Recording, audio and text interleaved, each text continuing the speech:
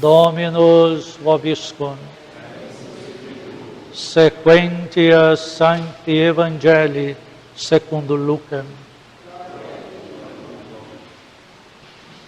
No 15º ano do império de Tibério César, governando Pôncio Pilatos a Judéia, sendo Herodes, tetrarca da Galileia, seu irmão Filipe, tetrarca da Itureia e da província de Traconites, e Lisânias, tetrarca da Bilínia, sendo Anás e Caifás, príncipes dos sacerdotes, foi a palavra do Senhor ouvida no deserto por João, filho de Zacarias. E veio por toda a região do Jordão, pregando o batismo da penitência para a remissão dos pecados, como está escrito no livro das palavras do profeta Isaías. Uma voz que clama no deserto: preparai o caminho do Senhor, endireitai suas veredas.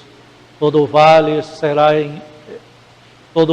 se encherá, e todo monte e colina serão abaixados. Os caminhos tortuosos tornar-se-ão retos e ásperos, planos, e toda a carne verá o Salvador enviado por Deus. Laus tibi Christi.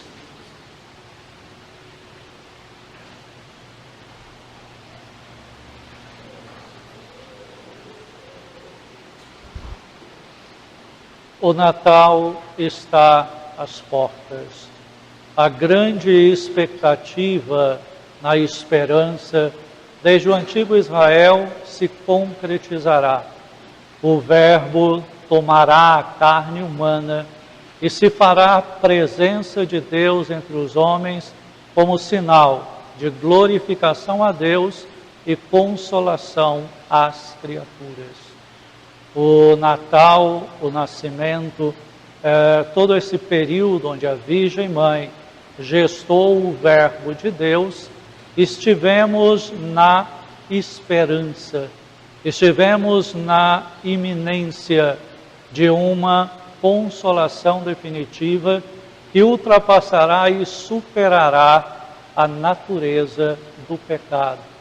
A desobediência original será agora retificada pela obediência, pelo deixar-se fazer, pelo compor-se de acordo com aquilo que é de Deus.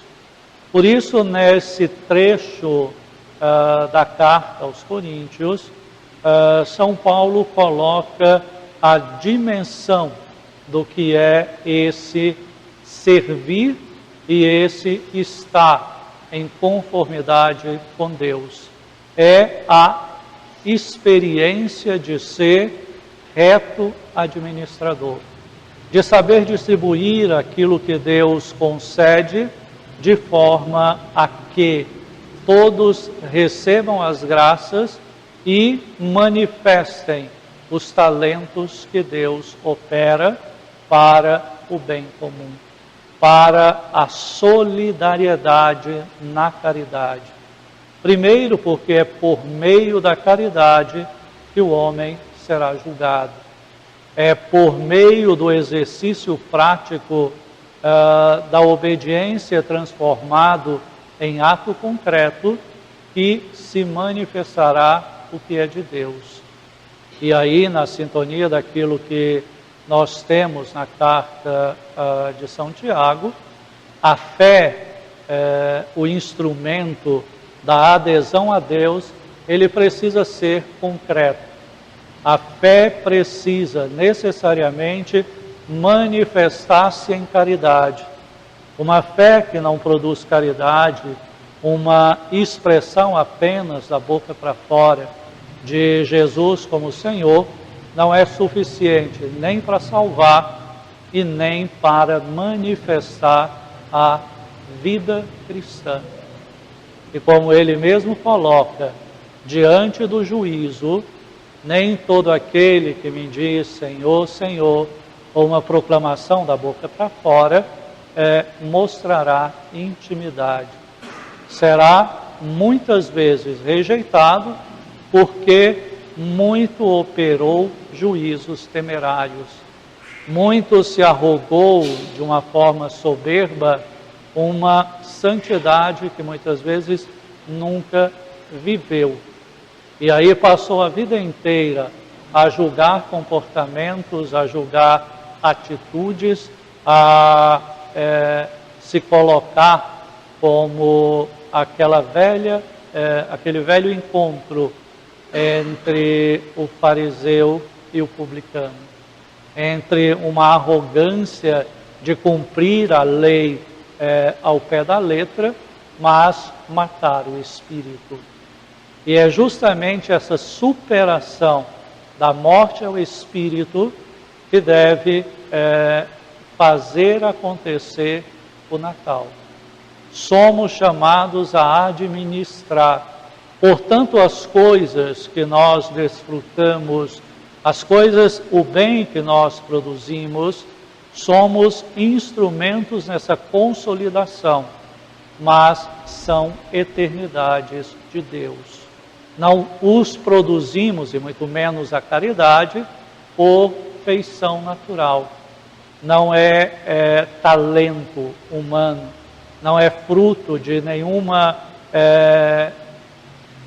força da natureza, mas uma modificação que Deus aplica à alma e se transforma em gesto concreto de amor.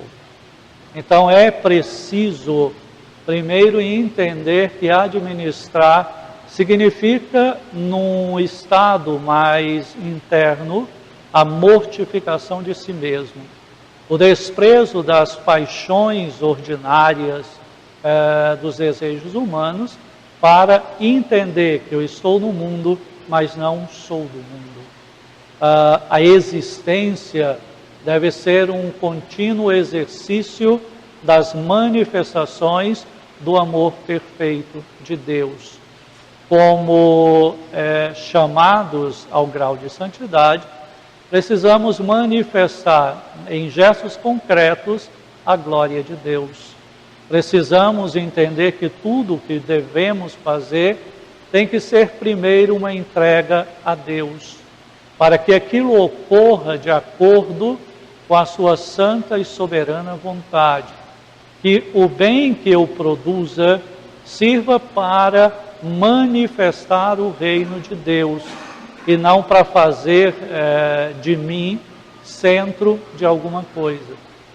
Como muitos vão viver a virtude de religião, não com uma autêntica pureza, mas vão manifestar, muitas vezes em comunidade ou em vida religiosa, coisas para ser paparicado pelos homens. A caridade deixa de ser expressão total e muitas vezes se vai buscar o apreço dos homens do que realmente a manifestação de Deus. Essa manifestação divina, ela se dá claro diante da realidade do sofrimento, diante da realidade da penúria. Quando o homem depara-se com a sua transitoriedade, o seu nada, a sua aniquilação, de que a vida é apenas um sopro breve. Dela não carregamos nada material. O que nos será favorável no dia do juízo é a caridade exercida, é o bem praticado, é a consolação do outro. Porque a lei se resume em dois grandes pontos. O amor a Deus acima de todas as realidades humanas, de entender que as realidades humanas vieram do próprio Deus. E nelas precisa ser reconhecida o seu autor. Daí que a fé, virtude sobrenatural, é essa adesão a Deus, que é pura verdade, que manifesta essa verdade e não pode nem enganar-se, nem enganar aos homens. Então, a certeza da manifestação de Deus se opera por gesto concreto. Primeiro, o reconhecimento da própria existência. Eu sou e estou porque Deus assim quis. Ninguém domina a vida e o tempo. A morte como consequência do pecado e a morte como essa necessária ação para poder entrar na eternidade ocorrerá, independente de vontades humanas ou de temores humanos. A morte será aquele evento que consumará a vida transitória no tempo e nos lançará na eternidade. A grande interrogação é: que tipo de eternidade eu vou produzir para mim? A dos justos para o céu ou a dos réprobos, aqueles que negaram a Deus, sendo Deus manifestação da própria misericórdia. E aí lançar-se-ão por conta própria a reprovação do inferno. Por isso é preciso fazer acontecer essa conversão contínua, porque como afirma São Paulo aí no trecho aos Coríntios, eu não estou justificado, eu não estou em santidade absoluta. Não é porque eu me dispus a servir a Deus que a humanidade será extinta na minha realidade humana. A queda continuará acontecendo. O inclinar para as paixões humanas continuará sendo um desafio. E precisa ser vencida na graça do amor perfeito de Deus. Isso significa que somos chamados à conversão e à adesão a Deus até o último instante. Aquele que acha que por simplesmente dizer que segue a Jesus, sem transformar a própria vida, sem renunciar às estruturas do mundo, e achar que isso basta por si mesmo para garantir a salvação e que eu não preciso participar dessa salvação, é enganar a si mesmo, a própria justiça, e levar a própria vida à condenação do inferno, à separação de Deus. Porque primeiro a adesão a Deus significa uma necessária observância metódica da conversão e da renúncia.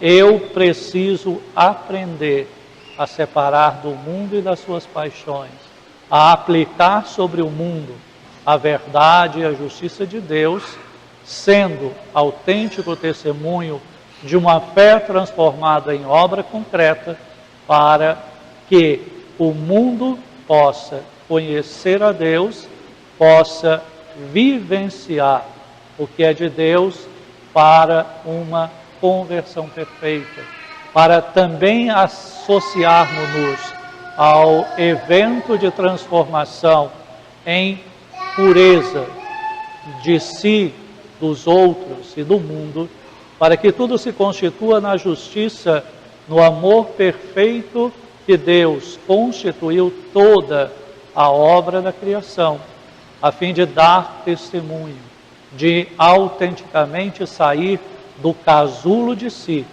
para manifestar aquilo que é de Deus, para que o mundo creia e, crendo, possamos todos um dia atingir a glória eterna do céu.